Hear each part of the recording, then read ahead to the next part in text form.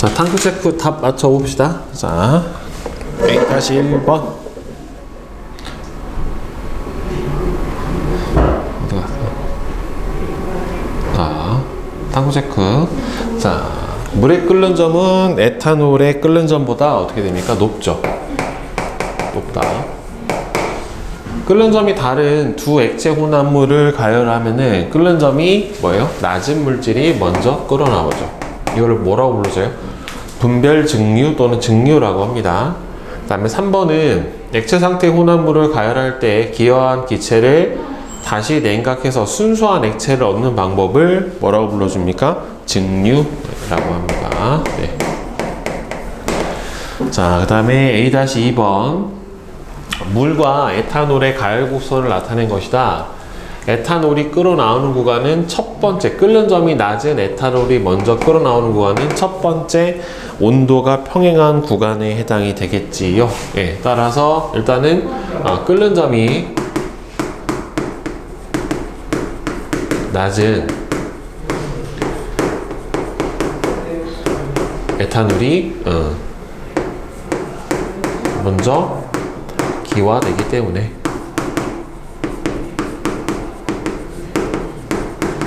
네, 첫 번째 수평한 구간이 바로 뭐다? 에탄올이 끓어나오는 구간이다 라고 볼 수가 있겠죠. 자, 그 다음에 A-3번은 5번입니다. 자, 그 다음에 B-1. 자, 위 실험에 대한 설명으로 빈칸에 들어가 알맞은 말은 혼합 용액을 냉각시키면 온도에 따른 용해도 차이가 큰 물질인 뭐가 이 둘 중에서는 질산칼륨에 해당이 되겠죠. 그렇죠? 네. 질산칼륨이 결정으로 석출이 되고요. 10도씨에서 질산칼륨의 용해도는 20이래요. 혼합 용액을 10도씨로 냉각을 시켜버리면 질산칼륨이 얼마나 석출이 되는가 라고 물어봤는데 위에 처음에 얼마를 녹였어요?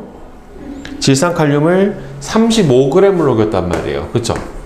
질산칼륨을 35g을 녹였는데 얘를 몇 도씨까지요? 10도씨까지 냉각시키면은 용해도가 얼마가 되니까? 20이 되니까 둘의 용해도 차이만큼이 몇 g이? 15g이 석출이 돼야 되겠죠. 그죠? 자, 그 다음에는 아니다, 잠깐만. 여기서 질산칼륨 35g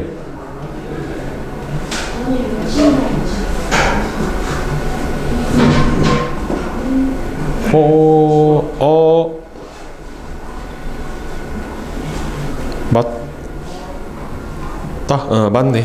자, 선생님 문제를 잘못 봤다. 자, 그 다음에 B-2는 질산칼륨 110g과 염화나트륨 30g을 물 100g에 넣고서 가열해서 모두 녹인 다음에 자, 10도씨로 냉각을 시켰을 때 석출되는 물질하고 양을 쓰라라고 했어요. 자, 10도씨에서 질산칼륨은 물에 대한 용해도가 10도씨에서 얼마가 된대요? 물 100g에 얼마 녹는데? 20g이 녹고 염화나트륨 같은 경우에는 34g이 녹는데요. 근데 얘 몇 그램 녹였어요? 110g을 녹였고 염화나트륨은 30g을 녹였단 말이에요. 자, 그러면 온도를 낮춰버리면 용해도 차이가 얼마가 나니까 90이 작아졌죠. 그렇죠? 따라서 질산칼륨은 90g이 석출이 되겠지만 염화나트륨은 용해도가 34인데 30g밖에 안 녹였기 때문에 석출되는 게 있다 없다? 없다. 그렇죠? 그래서 질산칼륨 얼마? 90g이 석출된다 라고 써주시면 되겠죠. 자, B-3은 2번입니다. 자, 그 다음에 뒤에 한눈에 정리하기에서 1번. 액체 물질 A, B, C가 모두 섞여 있는 혼합물을 분리하는 방법. 일단 여기서 용해도를 한번 봅시다. A는 C하고 잘 섞여요. 근데 B는 어떻게 돼요? 섞이지가 않는단 말이에요. 그쵸? 근데 둘이 보면은 밀도가 어떻게 돼요? B가 1.6으로 둘보다 굉장히 크잖아요. 그쵸? 그러니까 일단은 B와 A, C를 뭐의 차에 따라서? 밀도 차에 따라 뭘 사용해서 분리를 해주면 되겠어요? 분별 깔때기를 이용을 해주면 되겠죠. 그죠? 분별 깔때기를 이용해서 분리를 해주고, 그러면은 B하고 A씨가 분리된 상황에서 A하고 C는 둘이 뭐가 차이가 납니까? 끓는 점이 네, 이렇게 차이가 나잖아요. 그쵸? 따라서 A하고 C는 무슨 방법을 통해서? 직류를 통해서 둘이 끓는 점의 차이를 이용해서 끓는 점이 낮은 누구를? 네, A를 직류로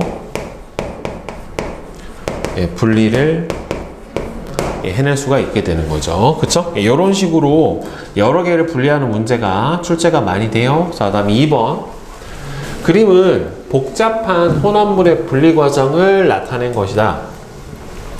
첫 번째, 물, 질산, 칼륨, 스타이로폼, 소금은 뜰채로 밀도 차에 의해서 물에 뜨는 스티로폼을 분리해내요.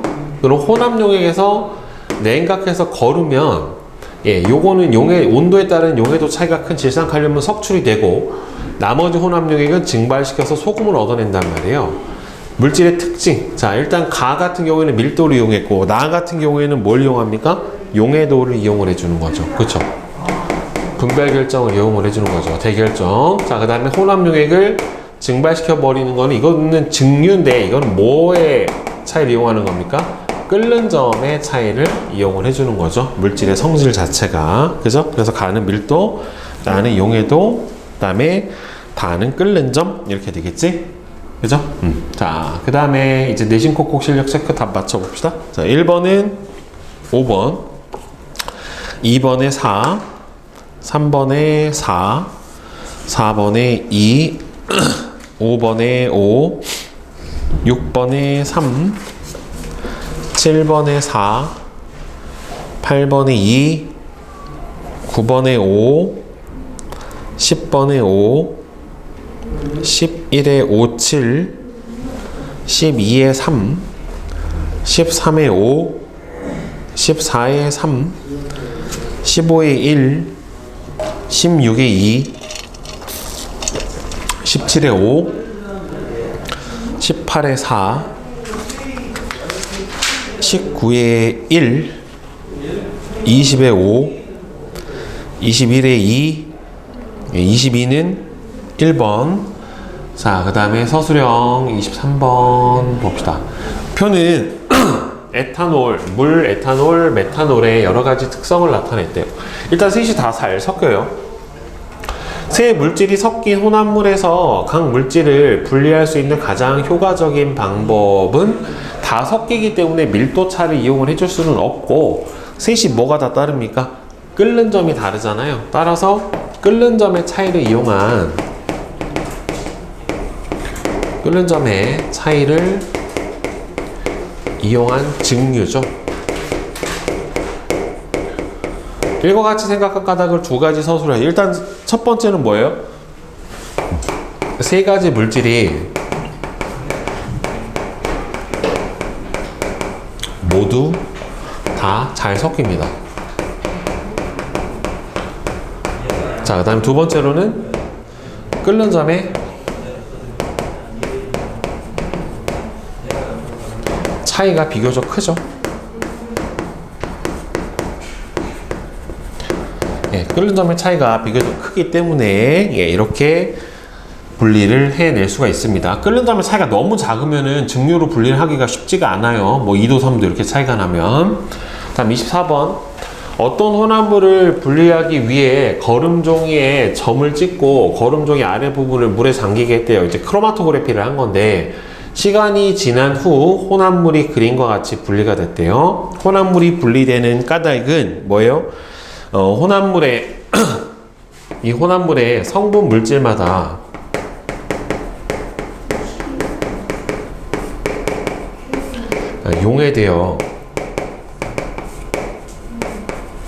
이동하는 속도가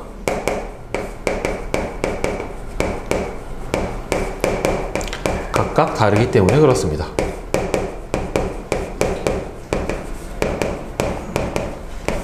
네, 성분 물질마다 용해돼서 이동하는 속도가 각각 다르기 때문에 그래요. 자, 다음에 25번은 물, 식용유, 소금, 질산칼륨이 섞여 있는 혼합물을 분리하는 과정을 나타냈대요. 자, 그러면 일단 첫 번째에서는 식용유와 나머지 물하고 소금하고 질산칼륨은 다 녹아요. 근데 식용유는 여기 섞이지 않는단 말이에요. 그래서 간은 뭐를 이용해서? 예, 밀도찬을 이용을 한 분별 깔때기를 이용을 해주는 거죠. 분별 깔때기 이용을 해주고, 남은 용액은 이제 뭘 이용을 해줍니까? 용액의 용해도 차를 이용을 하는 거죠. 온도에 따른 용해도 차. 용해도 차이를 이용을 한 재결점. 일단 맨 마지막 거는 끓는 점의 차이를 이용한 증류. 네, 이렇게 해서 분리를 해주면 됩니다. 자, 질문 있어요? 질문 없어요? 자, 그 다음에 고난도 만점 체크는